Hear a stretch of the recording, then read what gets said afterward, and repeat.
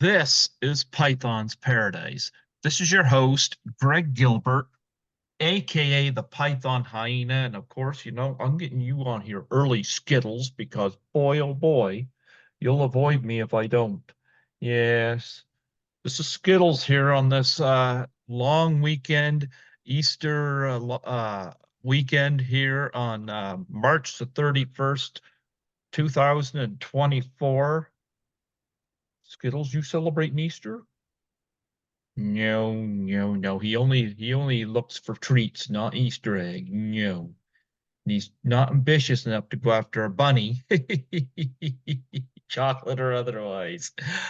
Folks, I'm about to do my first convention in the US. I got my passport a couple years ago, and I'm about to do my first in the US. It'll be Chiller, New Jersey.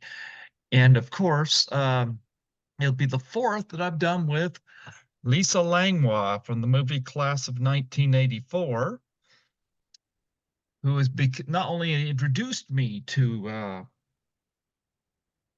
the convention scene, but has become a wonderful friend and is, of course, the reason why I've got a passport. Because when I was in Toronto a couple years ago, she made the suggestion. She helped me make the right pitch to get that done. So help me through that progress. So there we go. So I'm about to use it in Chillery, New Jersey. And folks, it's a special day today because I don't get recognized a lot. And to be quite frank, it's something new to me. I was recognized once at Frightmare in the Falls, Niagara Falls. Somebody come up to me and I forget the name of the guy, but I remember the online encounter.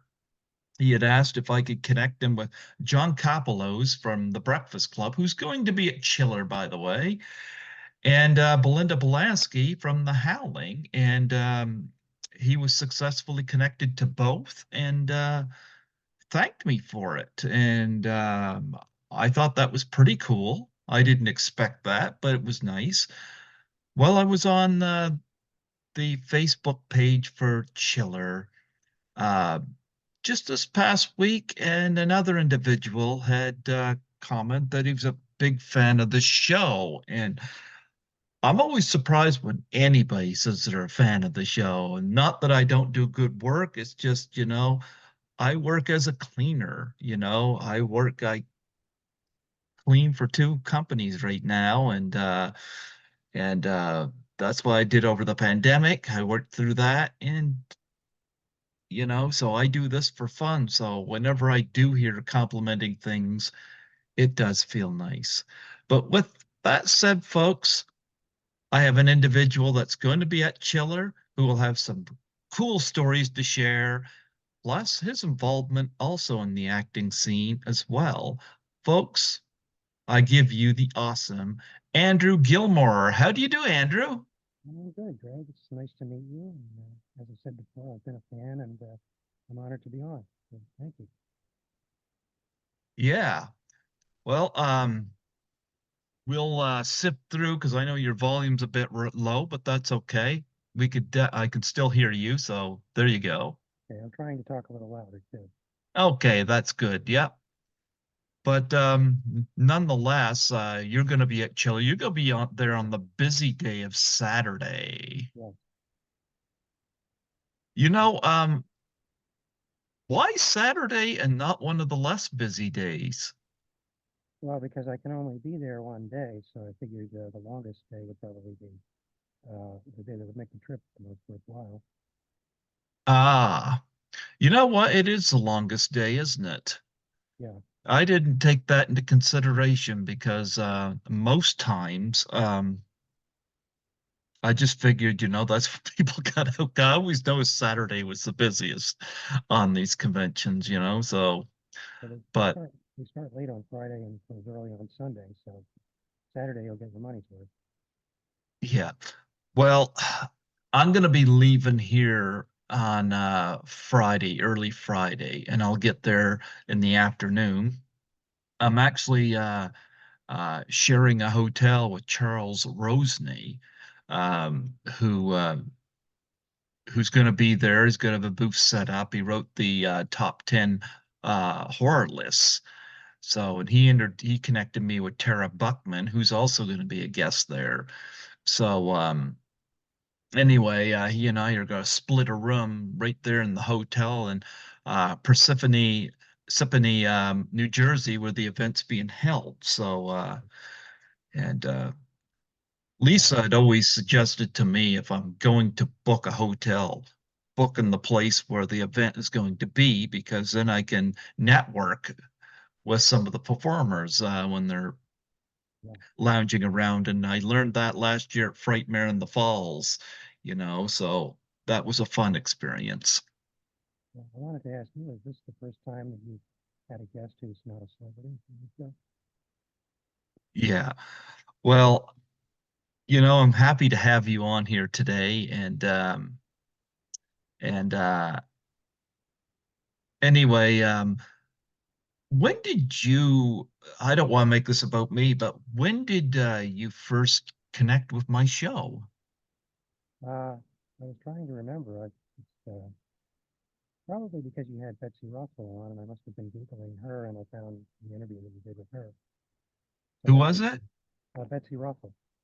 Oh, Betsy Russell. Yeah, that was in 2016, I believe. Yeah, so been aware of you for quite a while. Oh, she's gorgeous. Yeah, I've tried to get her back on, but uh, the lines have not been connected, so I don't know. yeah, I had quite a crush on her when I was a kid, I have to say. Oh, I can't blame you. I can't blame you. She's gorgeous. And I loved her in private school, and we did Yeah, talk quite a bit about that. yeah, that was a guilty pleasure going on. Yeah, Oh, I remember everybody associates her with horseback riding after yeah, that movie. So, you're going to be at Chiller. yeah. Uh, who are you hoping to get autographs of or hoping to meet? Well, Lita Ford is big for me. I'm a big fan of the Runaways, and I met Cherie Curry at a convention about 6 months ago. So now I'll have two Runaways autographs, so that's really cool. And well, Rosanna Arquette, that's pretty big. I'm not sure what I'm going to say to her, but I'll probably be pretty nervous when I get there, but I'll try to talk to her. And I'm interested in seeing Deborah Van Valkenburg as well, because I know her from Too Close for Comfort, and she doesn't do a lot of interviews, I don't think, so it'll be interesting to get to talk to her and learn a little something about her. Okay. I'm interested in Lita Ford. Yeah, I was born in the early 70s, so I knew Lita Ford in the 80s when she was blasting out those tunes. Rosanna Arquette, I'm definitely interested to meet because number one, After Hours is my favorite Scorsese's movie. yeah, And um, I've got Pulp Fiction here. I've got Crash here. I don't have Desperately Seeking Susan on Blu-ray. I should have it, but I just haven't gotten it yet. But I got to be careful on my spending at these because last year at Frightmare in the Falls, I went way over budget.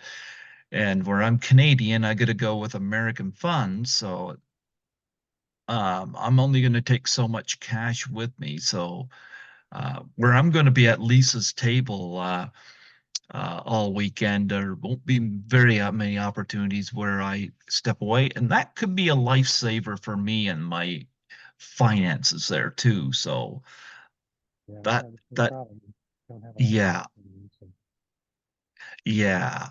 So with Rosanna Arquette, I just got the Criterion edition of After Hours, and mhm, I think I'd like to get her and Griffin Dunn to sign that because they're yeah, both going to be there. yeah, Griffin Dunn is a double whammy because I've already got David Naughton's signature on my American Werewolf in London Blu-ray, so it's only appropriate to get his signature on that too. yeah, Yeah. So and of course there's a bunch of people I want to meet there. Um, Stefan Arngrim will be there, hopefully located near Lisa because He'll be my third signature on my class of 1984 Blu-ray. I've got Lisa's on it, and I've got Aaron Noble's on it as well. Um, but and there's other people. Tara Buckman, I got to meet, especially through Charles Rosen. He's going to make sure that we meet. Let me see, who else do I want to? I would like to meet Sybil Shepherd, but I don't know what the price is going to be like for her. Yeah, that'll probably be expensive. Yeah.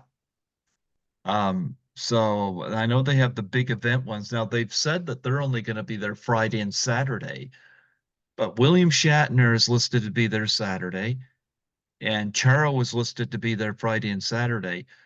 But the other three from Big Event, they don't have them listed in limited days at all. So they told me they were, but I don't see it on their pictures. So, but but Okay. anyway, but I'm gonna stick most of my time with Lisa and manage her table, keep it organized, and take the pictures of her and the fans and manage the cash and all that stuff. So that'll keep me busy so that I don't spend too much money. So, but I am hoping to meet a few people. William Cat's going to be there. I wouldn't mind meeting. Oh, and the Warriors. Now, there's 16 of the Warriors that are going to be there. I cannot afford to meet all 16 of them. So I've interviewed Apache Ramos 3 times. He made me an honorary orphan. And I've interviewed David Harris a couple times. Those two I'm going to meet for sure. I do have Iris Klein scheduled to come on, but she's not scheduled to be at Chiller. So with the others, it depends on who answers my interview request, I guess. And that's how I'll deal with that. That's how I'll deal with that. But what are you going to bring for Rosanna Arquette to sign, or do you just go and get a picture signed at the table? I bought a picture on eBay that I'll have it signed. It's just a headshot. What's a picture of, just of her or from a No, movie? no, it's just a headshot of her. It's a basic picture.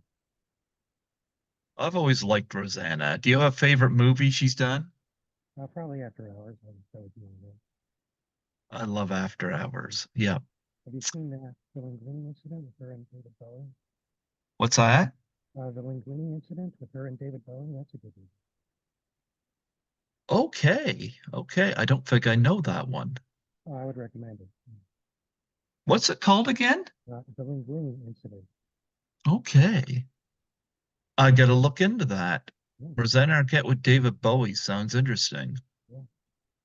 I was going to mention that I'm also going to be at New Jersey Horror Con, which is in Edison, New Jersey. So that's the week before Chiller. So I do have to be careful with my cash since I'm going to two conventions. New Jersey Horror Con? Yeah. Who's going to be there?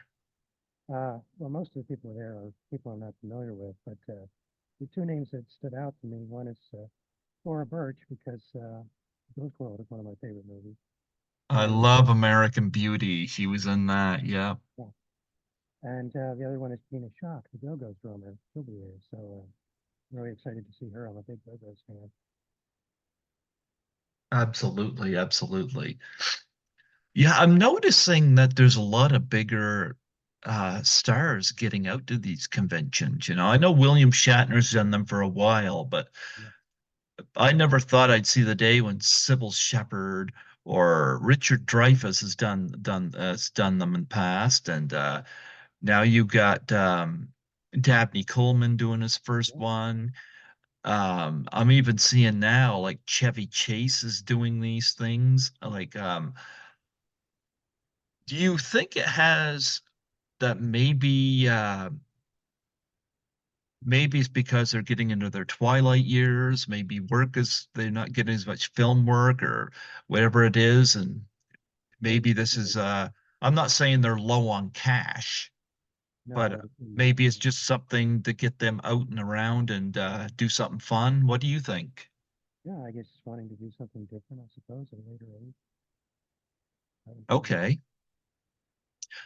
So give me some of your background because I know that you also involved in teaching and a lot of theater. And I'd love to hear some of your background. And I'm going to ask too, you speak up a little bit because I know your volume's a bit low, but that's okay. Maybe. I'm also slouching, so I'm sure that's not helping to project my voice. So I'll try to sit up straighter. Yeah. Uh, yeah, well, I'm from Philadelphia in the States, and I grew up as a movie nerd, so I've always been interested, especially in comedy movies and the history of comedy. So I grew up watching the Marx Brothers and things like that, all the old black and white comedians. And well, when I was in college, I was an actor. I studied theater there, did a little bit of local theater, so I've done some acting. I've done some voice acting. I've been involved in radio, doing voices and things. I'm a writer. I've written radio plays and various things over the years. And my day job now, I'm mostly teaching, and I've been teaching for 15 years. So that's the main gig for me. All the creative stuff is just kind of a sideline. You know, it's interesting. You mentioned a lot of stuff that we have in common. Number one, I love the Marx Brothers too. Do you have a favorite Marx Brothers movie? I would say just take all the Paramount movies and lump them together. I love all the early Paramount movies. You like all the what? All the early Paramount movies, Duck Soup and Monkey Business and Horse Feathers. If I could just kind of put those together as a group, and I love all that stuff. Yeah, I love it too. I like Duck Soup a lot. Yeah, But I remember I think it was a night at the opera, Groucho Marx. I'll never forget this joke where he's sitting in a diner or a restaurant and he's turned around in his chair like this, kind of listening in on something. And then this waiter comes by and he turns around and stays in front of him. He's not listening to her at all. And the waiter brings the bill and he says, $5 for dinner. If I were you, I wouldn't pay it. right. The opening scene. Yeah, Very, very funny. Yeah. But but nonetheless, you mentioned also being involved in radio, and of course I'm not doing my live show tonight. The university's closed and I'm kind of winding down anyway, so for the long Easter weekend, so I won't be doing my live show tonight, but nonetheless, this is still a perfect way to end March. But I've been involved with CHSR FM here in Fredericton since 2005, and I'm still there. So I'm actually surprised I'm still there, but I'm still there. And hopefully, eventually, I'll be to move to Toronto. But due to our the inflation going on, that's been a problem. I see. And I'm hoping when we get in a new prime minister, which I'm touting for, that might hopefully get fixed or at least on its way to healing. Yeah. So I imagine you probably heard on the news our political situation isn't good right now. Right. Well, I won't get into that. Yeah. But but nonetheless, um I started doing the cons in 2017 when Lisa Langwell invited me to my first one. And she got me hooked. And it was the first time I ever traveled, first time on a plane, first time doing a lot of stuff. First time on the subway and all that. And I really enjoyed it and I'd like to do it more often. And this will be my first one in the US. It'll be my only one in the US this year Hmm. because financially, I can't, I got to be careful with that, but I'm going to do this one. I might do Frightmare in the Falls at the end of October, but I'd like to do Horrorama, but I don't think it's happening this year. That's a smaller convention, the first one I've done. What's the first convention you did? I had never been to a convention until last year, so this is all very new to me. But I went to three last year, and I went to New Jersey Horror Con, which last year they were in Atlantic City, so I was there. And the main reason I started going was because I wanted to meet a friend of yours, Linnea Quigley. So Some of the original what? I wanted to meet Linnea Quigley. I've met Linnea Yes, twice. I had her on here on my birthday in 2019, I believe it was. I know, I heard that. Yeah. Yeah, I had her on. I met her at Horrorama and I met her at Frightmare in the Falls last year. Yeah. So I should apologize for my sound, by the way, because this my computer is like 12 years old, so the sound is messed up. So I'm sorry I have to keep repeating things. that's okay.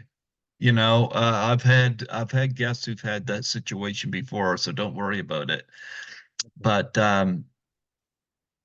nonetheless, yeah, Linnea Quigley is awesome. Yeah, I just had Kathy Podwell on from Night of the Demons yeah. and talked about Linnea's ability to conceal her lipstick. Do you have a favorite Linnea movie? Well, Nightmare Sisters has to be the favorite. Yeah. Absolutely. Were you nervous to meet her? I was a little bit, but she's so nice, as you know, that she made me feel very comfortable. And I hope she's not listening to this, but I should say she was being kind of flirty with me when we met, so that helped.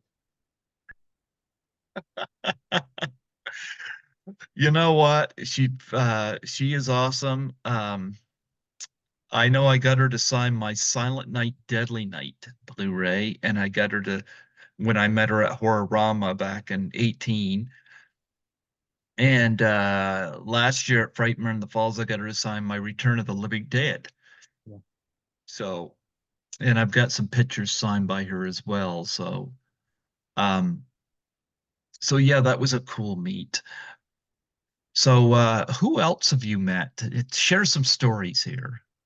yeah. Well, the big thing was because Nightmare Sisters is one of my favorites. I wanted to meet Renee and Michelle Bauer and Brent Stevens and get all three of them eventually. So I was lucky that that worked out because I saw Renee in Atlantic City, and then Michelle and Brent were at Chiller about a month after I met Linnea. So I'll see if I can get this on camera here. I have my picture signed by all three of them. Uh, Oh, beautiful. yeah, it's a little blurry, I think, but you can basically see it. Oh, I could see it pretty clear. So yeah, that was really terrific. Do you know Michelle at all? Have you ever spoken to her? I've never interviewed Michelle. I got to reach out to her. Brink turned me down. So, Really? yeah, so I wanted to talk to her about Slumber Party Massacre, but when I get turned down, chances are I won't meet them at a con. Yeah, I know that sounds vindictive, but I like to try to meet people who've given me time yeah. on the show. So Brink turned me down. I'm hoping maybe that can turn around in the future. I'd love to have Brink on, Yeah, but he's usually pretty responsive to things, so I would say try again. yeah, what's that? She's usually pretty responsive to things I've written to her, so I would say try again. Well, I'll try, but I'd love to get her on here. Now, Michelle, I have not reached out to, and it's not that I'm not interested. I just haven't. So I'm going to put her on the list. I got a lot of people I want to reach out to, and a lot of times, though, I'm celebrating anniversaries for films and stuff. So yeah. But yes, I'll have to reach out to Michelle. But yeah, it's cool that you got all three of them. So Yeah, yeah. and I have to say, Michelle is one of the nicest people I've ever met. She's just a sweetheart. Well, Brink was also in a movie that I'm in called It Wants Blood as well, with James Balsamo directed it.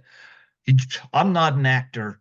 He's been on here 5 times. He sent me a message one night and asked me to shoot my own death scene and send to him for Cool as Hell 2, which Linnea Quigley is in. So I did. It Wants Blood. My scene is being watched on a television by Eric Roberts. So I'm like, okay, I'll take it. Yeah, So, but anyway, I've had some really good convention. I never had really any bad convention experiences, and knock on wood, I'm hoping I don't. But I'm going to tell you one of the coolest people I've met, and I met her twice. I'm still trying to get her on here. She said she'd do the show, but she's either doing a convention or an indie film like every other week. And that is Felissa Rose. Oh, If you if you ever get a chance to meet Felissa Rose, do it. she was at one of the conventions that I went to, but I didn't get the chance to see her. Go meet her next time you get a chance. Because I'm going to tell you, she is like, I remember I've met her twice. She was at Frightmare in the Falls last year, and I met Lisa in the lobby area so I could help her carry some stuff over. And Felissa comes down there and in the lobby, and she is just rallying everybody. It's like, oh my goodness, most of us are barely awake, but she was, as they say, and this is Spinal Tap. She had it ramped up to 11. And what she does when you come up and meet her, she'll give everybody a big hug, and she'll talk to you for a moment, and then she'll do one picture where she's doing the sleepaway camp Angela face, and then she'll do another one where she's smiling with you. But Adrienne King from Friday the 13th does something similar, where she does one shot where she's got her hands up to her face, like from Friday the 13th Part 2, and then another one where she's just normal with you. So, but Felissa just ramps it up, and she was great, you know, and meeting her was great, and I hope to get her on here eventually as well. But I do know, it's like she's like, if you look at her IMDb, she's got like pre-production, post-production, current filming on about a dozen things. So, but anyway, yeah, I'm glad you had a good experience with Michelle. Now, who else have you met that made a good impression on you? There's not too many other people that, other than the ones I've mentioned, but someone else has been on your show, Diane Franklin. I met her about 6 months ago. Who was it? Oh, Diane Franklin. Oh, Diane Franklin. I had her on once. I tried to get her on again, but scheduling on her end wasn't working. But I know she would have done something with some people from the last American Virgin, but I couldn't scrape together so many people. I did have Joe Robo uh, on a couple times though, and he's always game. I had Tessa Richard on from the movie, and she's lovely. I enjoyed Diane, and I even had her daughter Olivia on here. Mm-hmm. You know, her daughter is hilarious. You know, Olivia De Laurentiis. She's hilarious, and I had her on here as well. And yeah, I haven't gotten to meet Diane Franklin yet. What was that like? She was very nice, as you know from interviewing her. I think I was a little bit awkward. I think I kind of stayed too long, but I was having so much fun talking to her. It was kind of hard to take myself away from her. But so it was a little bit awkward, I think, but she was great. Oh yeah.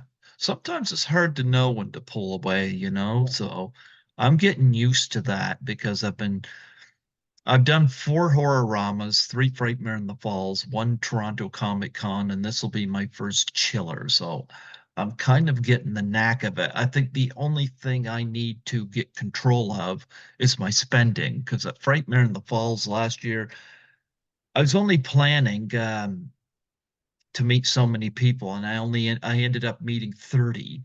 And I was like, oh my goodness, I tell you, my wallet was hurting that night. Yeah. But I try to just narrow it down to maybe two or three people per convention. yeah, it's a little difficult. I I'm going to bring a certain amount of cash with me. I'm going to try to meet the people that have done my show, which I think is fair. And Yeah. um, I know with Lisa and Charles Rosney, they're not going to charge me for anything because, well, I'm connecting with Charles there. We're splitting a room, but Lisa don't charge me because we're now on a friendship basis. So Right. she knows I'm going to help her out. But um, I've interviewed Stefan Armgrim. He'll be there. There's two of the Warriors that's going to be there, John Kopelos and Tara Buckman. And I'm trying to think if there's another one. There might be another one. I'm sure there's another one. If I look on I got their page up here because I'm sure, because I sworn there was eight of them that I had interviewed. Go down through here. Oh, Lynn Griffin. Lynn Griffin, I don't know from Black Christmas. I don't know whether I might stop by and say hi. I've met her a couple times and I've gotten my Black Christmas curtains and Strange Brew all signed. I have nothing to get signed. I might stop by and get a picture or something like that. I don't want to not see her, so Yeah. yeah, yeah. So I'll see. I'll see. So there's eight people that's going to be that I've interviewed, and I'll look into some other people and see what I can make happen. So so yeah. So you're going to meet three people? I think 3 or 4. Yeah. Yeah. Who are you most excited for? As I said before, I think Lita Ford is the biggest surprise. 'Cause I didn't even know she did conventions, so I was very surprised to book her. And I got Cherie Curry to sign my Runaways Live in Japan album, as I said before. So now I'll get Lita on that as well. So I don't know, like I was born in 1972. You don't have to tell me when you was born, but what 86, what huh? 86. 86. So you were born the same year that Jason Lives came out and Back to School and movies like that. Yeah. Wow. So I remember the first movie I seen, actually it was at a drive-in theater, was Pete's Dragon. I was 5 years old. And I still strangely remember that. Do you remember the first movie you've seen in a theater? Oh, I have no idea. It was probably a Disney movie. I wouldn't know which one. Yeah. So what got you into teaching? Just looking for work, basically. I had just finished college and was looking for something to do. And my parents had connections to a local educational group here in Philadelphia. And basically, anyone who wants to teach a class there can just kind of present their credentials. And if they like the idea of what you present to them, then they'll let you do a class. So I started teaching classes about animation history because I'm a big fan of the old Warner Brothers cartoons. I grew up watching those, and so I was teaching about Warner Brothers cartoons for a while, and then worked my way up to movies. And it's been 15 years, so that worked out, I guess. You know what? Back in it would have been I did a semester in 2000. I did a class. Actually, that was back in the day where I could pay out of my own pocket. I can't do it now. But I did a semester on in 2000 on it was called film analysis and how to read film as a cinematic practice.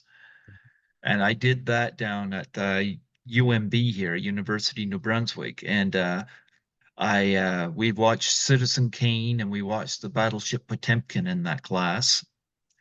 And then I did a semester of the history of film, which I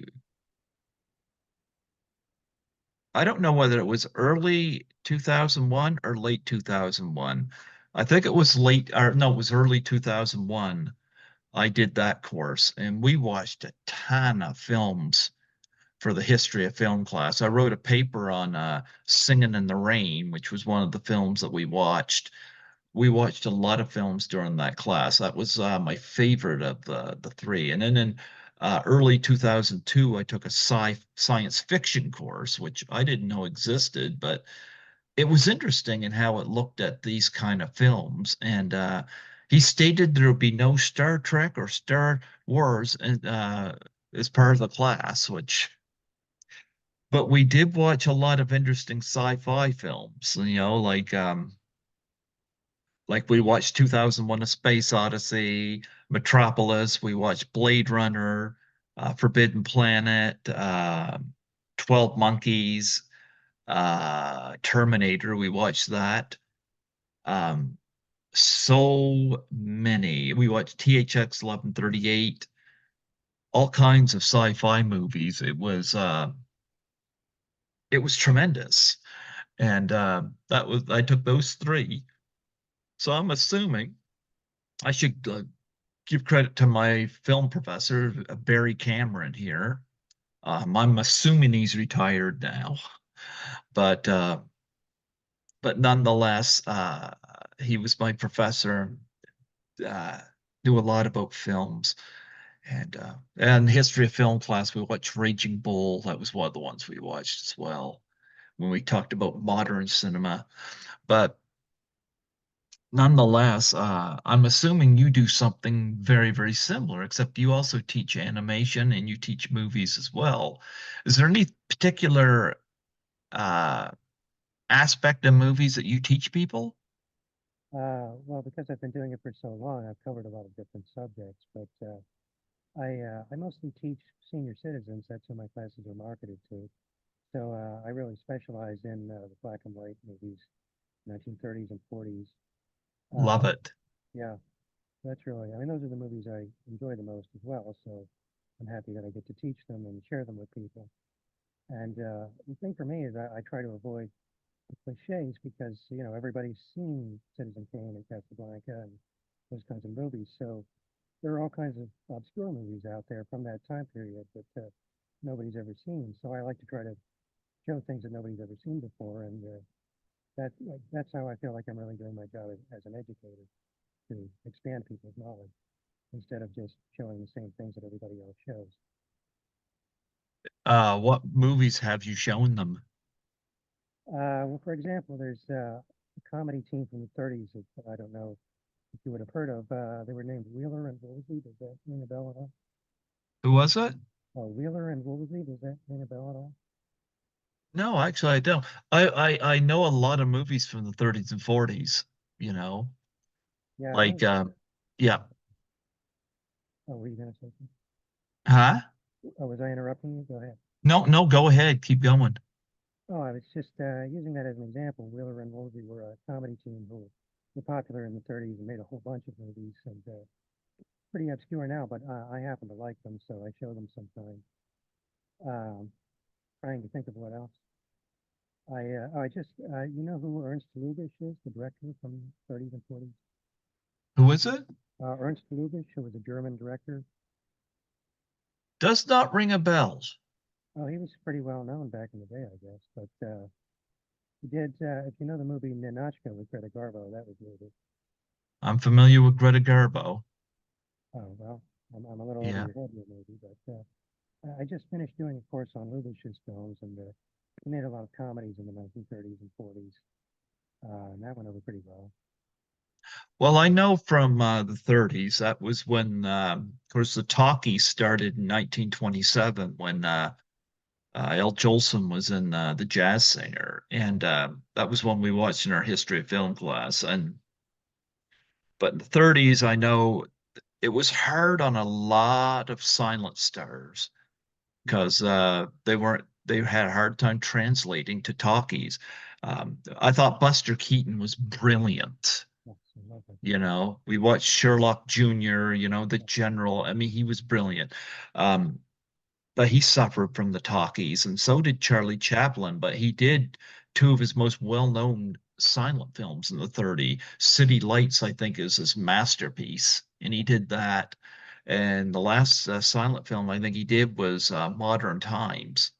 However, he did do The Great Dictator in 1940, which was a talkie, and that one was very well received, so and Yeah, Disney did their first animation, like feature-length animation, of course, Snow White and Seven Dwarfs, yeah, and 37, I think it was, and Wizard of Oz and Gone with the Wind came out in 39, and of course Frankenstein was in 1931. So was Dracula. Now I've had Bela Lugosi's daughter, or no, excuse me, Bela Lugosi's son on the show, and Boris Karloff's daughter on the show, which was pretty cool. So, so 31 hosted those. 32 brought, of course, Scarface, Shame of a Nation, which they talk about the De Palma version. Well, for 1932, um, Scarface, Shame of a Nation was pretty violent for the time as well. yeah, King Kong came out in 33, yeah, so yep. You had a lot of stuff developing in the 30s. 34, of course, had was it happened one it what happened I at night. think Yeah, with Clark Gable? yeah, Yeah, that's right. I did get that right. I saw a screening of that, and Bride of Frankenstein came out in 35. 38, Bringing Up Baby, that was hilarious, you know.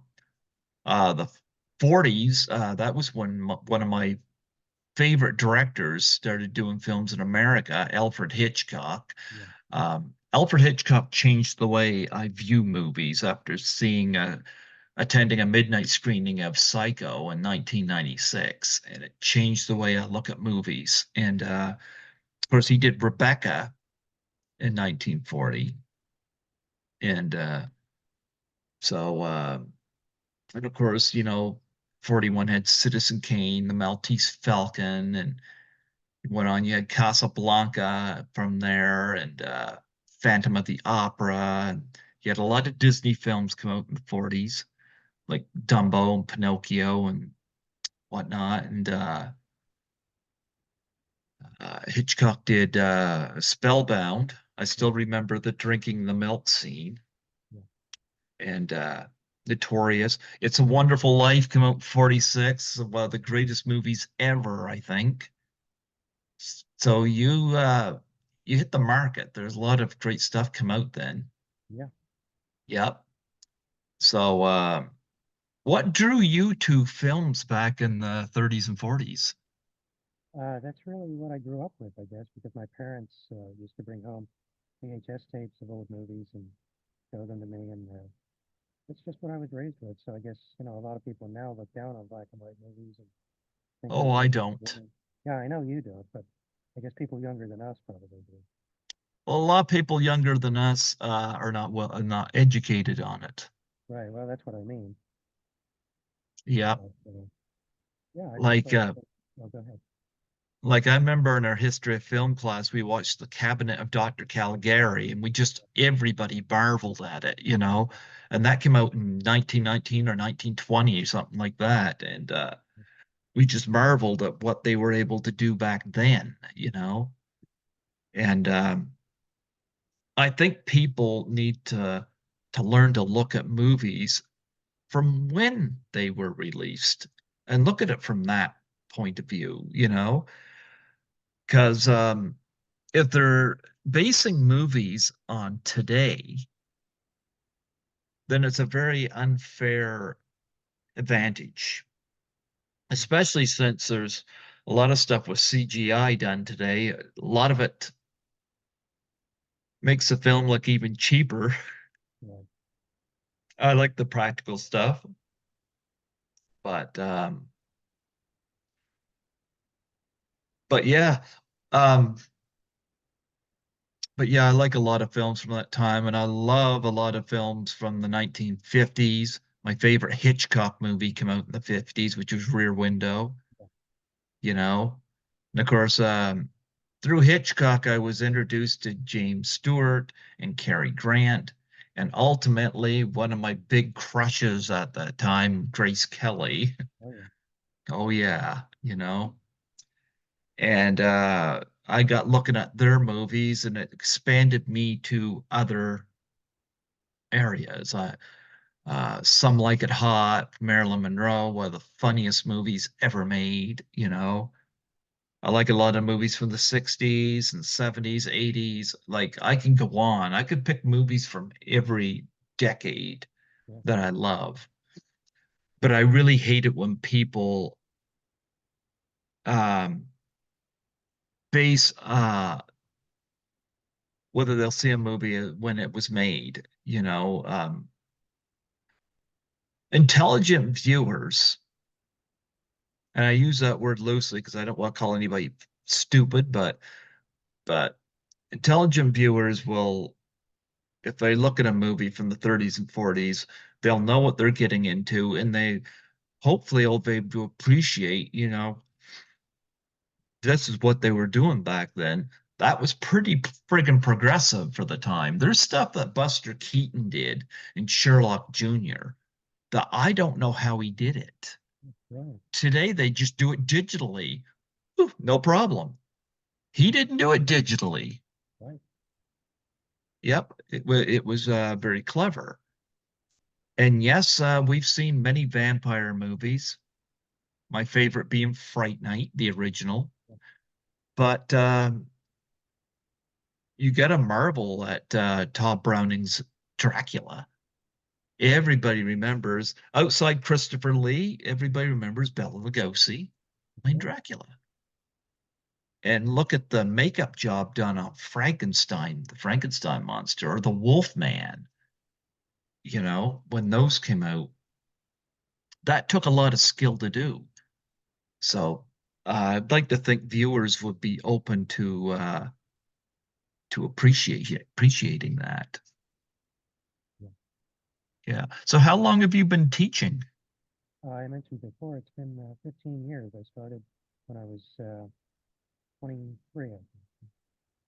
Okay. I was right out of college and just kept going. And the nice thing about it is I have a lot of people who take my classes every year. I have regular students that keep coming back. So we've become like a little family group at this point. Isn't that awesome? Yeah.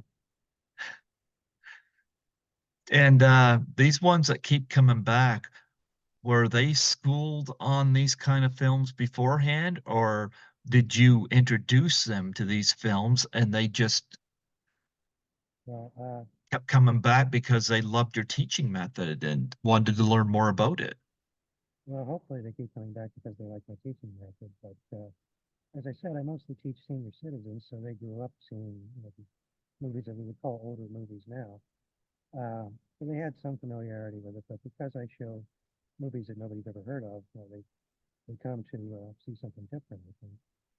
And I teach from home. I don't teach in an actual school, so we're just kind of hanging out in my living room at home and eating snacks and watching movies. So it's a very informal atmosphere, and we just kind of goof around and have fun. So that's part of the attraction too. That's awesome.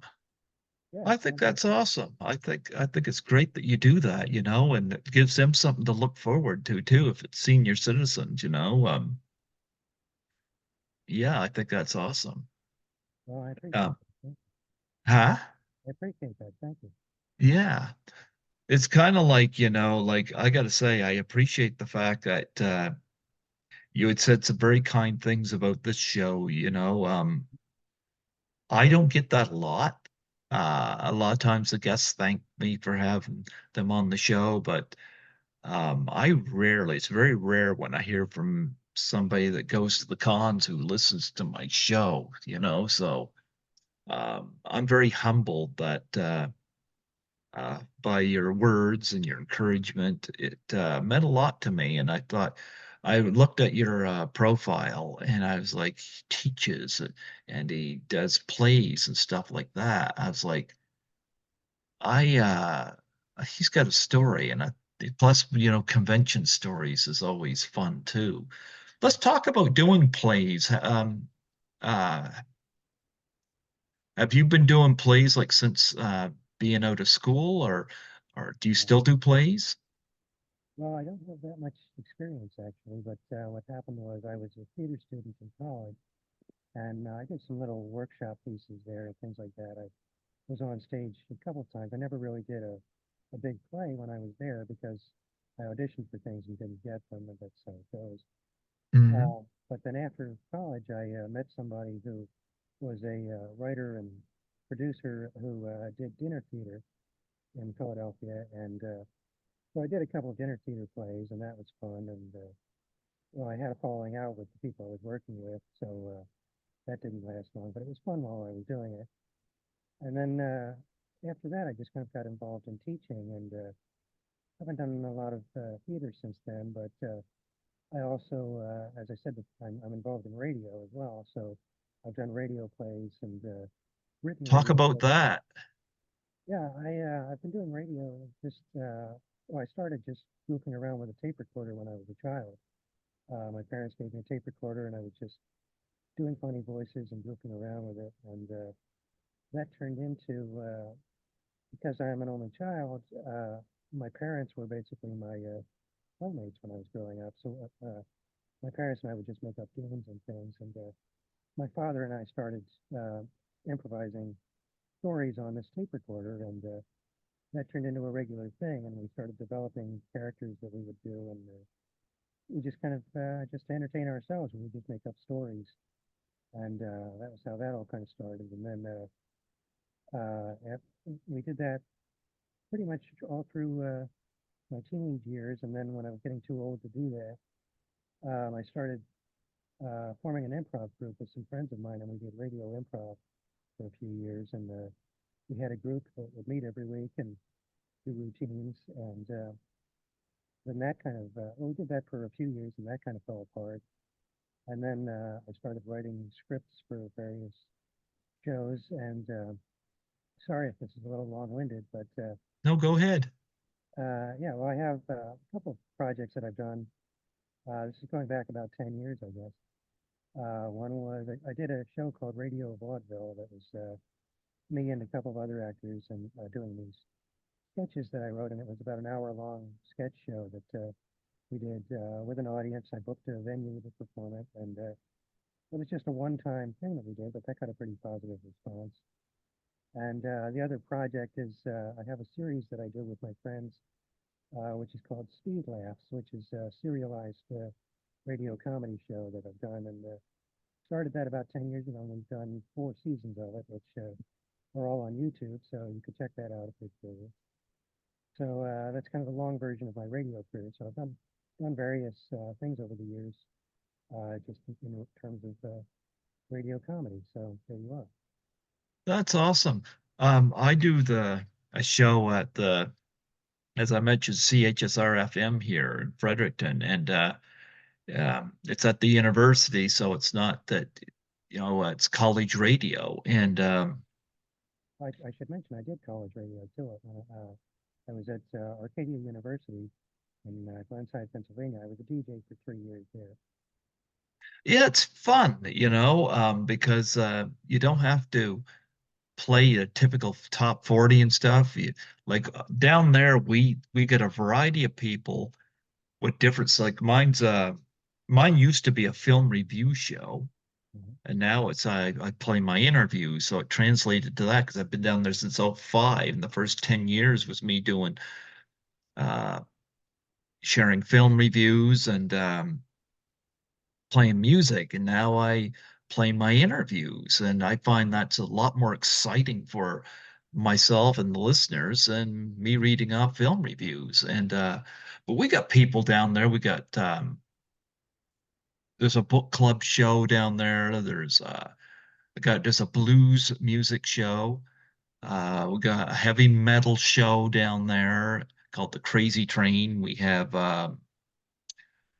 we got somebody does a hip hop show, Mhm. and we got people that if somebody does a wrestling show down there, uh, and there's like you said, where they do stories with sound effects and stuff Yeah. like that.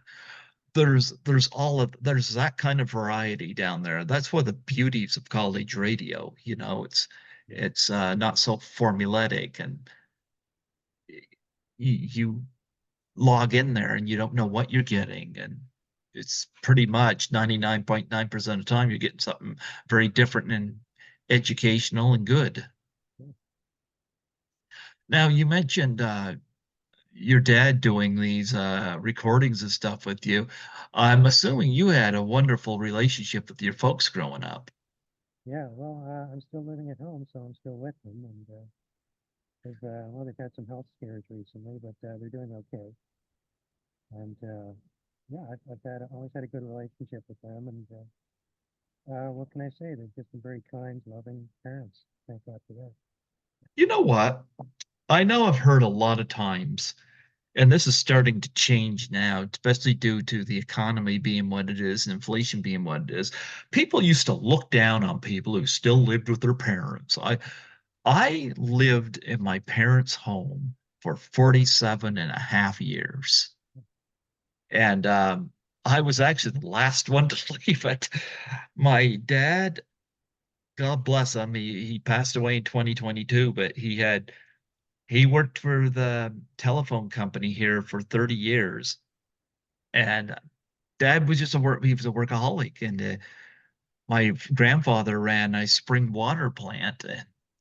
And to take the leverage off my grandfather, who still didn't leave the plant regardless, uh, my dad went up there and managed that, took over that, and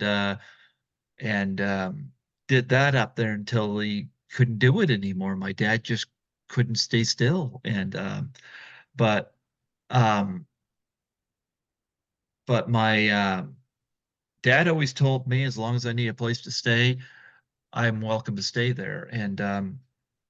But he got ALS and he had it for 8 years. So he had it for Oh, quite a long time. Mom's got dealing with Parkinson's.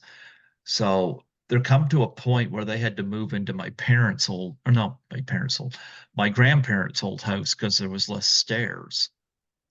okay. So they moved into there in 2016, and myself and Skittles were still in the old place, the place I grew up in. And I often joke with people that I was at the house so long, my parents had to leave because they couldn't get rid of me. But Yeah, reality, they had me stay there until my younger brother was able to sell the house. So I was there until 2020. So my nephew came and stayed there for a bit too.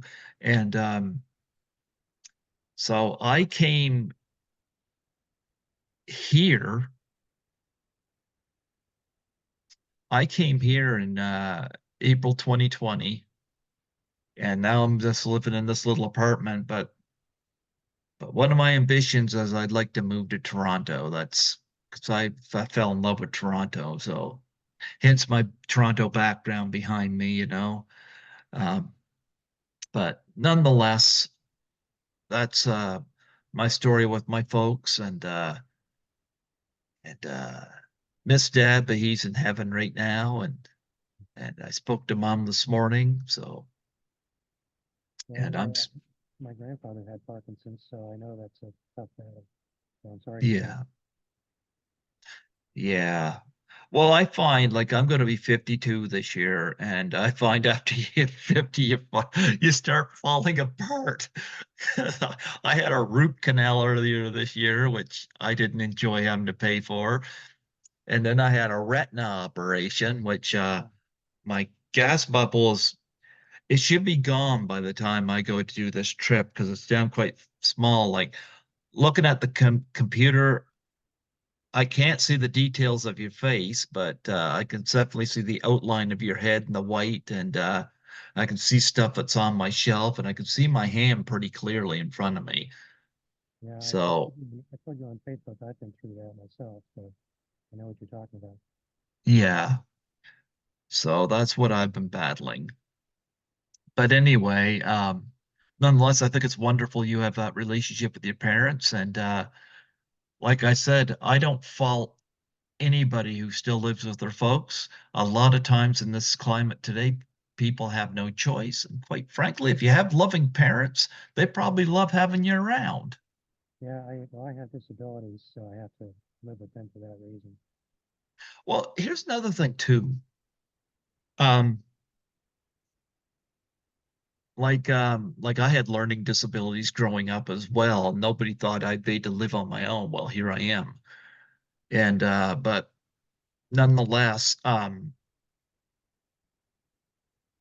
I know I've heard a lot of people think if you still live at home, you're sitting in the basement playing video games. Not necessarily. You work, Yeah, I work. There's a lot of us, well, I don't live at home anymore, but there's a lot of people that live at home because they have to. That doesn't mean that they're sitting around in a basement doing nothing. A lot of people are still working, yeah. and you're one of them. You're one of the champions of that. So I'm really, I wasn't called a champion. yeah. So I think that's awesome. And trust me, there's a lot more people that have to scrunch together during this climate today than we know. Uh, and anybody that looks down on that, well, maybe they have it way too good. Mhm. Like we got leaders in this country right now that I don't think understand the lower or middle class at all. And some of their decisions have proven that. But nonetheless, I don't want to get political. No, But I am looking forward. Hopefully, you'll stop by and see Lisa and I while I'm in I hope you at do. Chiller. Yeah, I'd be happy to. Yeah, you'll probably that's where you'll see me. And yeah, I look forward to it. I hope they put the prices up there soon so I can better plan what I'm going to do, but I don't know. I'm hoping that the prices aren't too severe, but Yeah. yeah. Anything else that you want to promote? What's up next up for your courses? What's next up for your movies that you got to play for the Uh, folks? well, I just finished the last one, so I'm on break for a while. But I'm doing. This is again kind of an obscure topic, but there's a European director named Ruben Mamoulian who made a lot of movies in the Okay, 30s and 40s. So I'm doing a retrospective on his work in May and June. that's awesome. Yeah. I like a lot of European movies as well. Well, he actually made Hollywood movies, but he was European. Hmm. Okay. Well, I like the fact that you're willing to go back and look at these movies. You're coming up with stuff that I never heard of, and I'm pretty well versed in history of film. So I think that's awesome. I think your parents gave you a great gift and uh, being able to appreciate what the things that they grew up with. And Yeah. yeah, I think that's awesome. I think that's awesome. There's something else that I just thought of, which is that I'm also hoping to go to. There's another show in New Jersey called the Horror Sideshow Market, Mhm. and they booked Kelly Maroney there, and Kelly's been a Facebook friend for a while, so I'm hoping to go see her in person there. I've uh, I've had Kelly Maroney on here in Oh, yeah, 2017. I know. Yeah, I think she's beautiful, and I got she sent me a signed copy of Chopping Mall, and there's a uh, I got a picture of her like holding that up, that she sent to me. Um, I love her in Chopping Mall, but I also love her in Fast Times at Ridgemont High. She sent me, I purchased a couple pictures of that she signed from Fast Times at Ridgemont High, and she's also in Night of the Comet. Oh, Yeah, I cool. like Kelly. I'd love to meet Kelly. Yeah. You Yeah. reminded me that a few weeks ago I saw Fast Times at Ridgemont High in the theater, and Judge Reinhold was there in person. So that was I'd pretty love to cool. see Fast Times at Ridgemont High in a theater. It's my favorite teen movie. Oh yeah, I grew up with And it, of course. I love that movie. I would have been 10 years old when that came out. Judge Reinhold. Now, did you get to meet him? No, the VIP tickets were really expensive, but still I got to see him and hear him tell some stories, so that was really cool. Wow. Yeah, he was quite a staple in the 80s. Fast Times at Ridgemont High, Beverly Hills Cop, Right. Gremlins, vice versa, all kinds of movies like that. Yeah. Hopefully, we could see him at one of these conventions. Well, when you see Kelly, tell her I said hello. Yeah, I will. Yeah, I like Kelly. She's awesome. I'll always remember her though in her small part in Fast Times at Ridgemont High as the cheerleader. It makes an impression. Yeah. Oh yeah, yeah. Well, you know what, Andrew? It was wonderful having you come on here today, and I appreciate the kind words you said. I'm very humbled by that, and I hope that you're able to come over and say hello when Will do. you're at Chiller. I know you're going to be there on the busy Saturday, so Yeah. I'll probably be at Lisa's table pretty much the whole day. I don't leave her table unless I know I got a moment where I can do it. Um, I know that Eddie Mika um, is putting me on the guest pass, so because of my association with Lisa, so I'm in all 3 days associating Lisa, so I'm in for free, which is nice. Yeah. I don't know whether that counts like a VIP or whether I have to wait in lineups or what. But I'm not going to go too far from Lisa's table. You know, that could limit if it doesn't allow me to get to the front of the lines like a VIP, then it's going to limit any time I leave Lisa's table. But you know what? That's also a plus because that means I'll be able to bring some money back and put back in my account. Yeah. But I know there's people that's done my show that I kind of feel obligated to meet, and I think it's only right to fitting to do so. So I'll see. Maybe on the Sunday when things start dying down, I'll sift through and see who's there.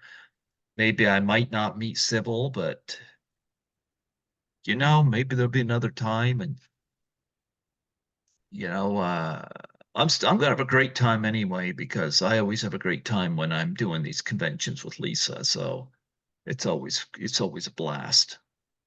Yeah. Yeah. Well, Andrew, have yourself a happy Easter. Well, thank you. Eat a chocolate rabbit. Skittles did not get one for me. He was supposed to be on the hunt for that, and he didn't do it. You have any pets? No, I don't. My house is pretty small, so it wouldn't be Ah, practical to have an animal running around here. okay. Well, my apartment's really small too, but um, Skittles was left to me by Dad because Yeah. and they kept their Australian Shepherd, but because they were really close with their Australian Shepherd, and they knew they were going to have to take the Australian Shepherd, but they knew I was more a cat lover, and cats have a Skittles was an outside cat, and they knew if they brought him with them, he'd probably leave and try to come back to the house because cats have a tendency to do that. So Dad had Skittles stay with me, and I don't let him outside here because I live in the city and I don't want to lose him to traffic. Yeah. Yeah, love my kitty too much. But anyway, I thank you for coming on here today. And when this is ready, I'll send you the link and you can post it. And I don't know what the sound will be like, but if there's ways you can shift it up, then you'll be fine. But you know what? I can hear you, and like I said, maybe it's because I don't have the earphones on, but I appreciate your kind words, and I was happy to have you come on here. You had mentioned to me, you said you don't know what kind of audience would want to hear you. I'm going to say something about that. I was the lowest in my class growing up. I was the least popular kid. Um, I was socially awkward, which means when I had friends, I often did stuff that made them not want to be friends with me because I had attention deficit and all of that. And a lot of times I was my own worst enemy. But I'll tell you, when it comes to doing this show, I feel blessed that I'm able to do this at all. Because the first one I did was with Tommy Wiseau from The Room, and I did that through a former colleague. But I was enamored that I was able to do that, and it was after that interview, it was like, who else can I do this with? But as I've gotten to do this, not a lot of people know about New Brunswick here. I'm not a big fan of New Brunswick, but I've had some of our talent here come on the show so I could introduce people to that. But I mean, I work for a cleaning company. I had my former supervisor come on here last year. It's just simply because she asked, you know, and we just have fun going back and forth. I don't think I'm in any position to tell people that my audience don't want to hear them. If I think you have a story, I'll have you on regardless. I had a former coworker I worked with when I worked at the hospital come on here because she apparently does an online beauty thing. And I didn't know this side of her. I had her come on here and promote that. And I got to see this whole new side of her. And I am in no position to tell people that they're not big enough for my show because who am I? You know? And quite frankly, I feel blessed that Lisa Langlois has thought enough of me to allow me to be her friend, which upon first seeing Class of 1984 in the 80s, I'm amazed that I'm friends with this woman. Mhm. And we've had a great friendship and a respectable friendship. And so I don't look down on anybody that gets sent to my show. And I like to open opportunities. If I feel somebody's got a story to tell, I allow them to come on. So I feel blessed. And quite frankly, I feel blessed to have there's somebody like yourself out there that would say that they listen to my show because I don't know who listens to my show. Well, you've interviewed people whose movies I watched, so of course I was interested. Yeah. Well, I had you on here today, and I thank you for taking time out of your day to come on here. Thank you for asking me. It's been a pleasure. Yes. Well, come by and say hello at Chiller. Yeah, I'm hoping. This should be gone. This got the little tiny gas bubble still in there. I'm not allowed to fly with it there, but my eye doctor said that should be gone by the time my trip goes. So yeah, good luck. yeah. So anyway, hotel's all booked. I'm gonna be there and should be awesome. Great. Anyway, Andrew, God bless you. Um, keep doing what you're doing and keep introducing people to these interesting films that even a lot of which I even haven't heard of. Well, that's what they pay me for, so I guess I'll keep doing it. Absolutely. You take care. You have yourself a wonderful Easter weekend. Thank you, Greg. I appreciate it. Absolutely. God bless.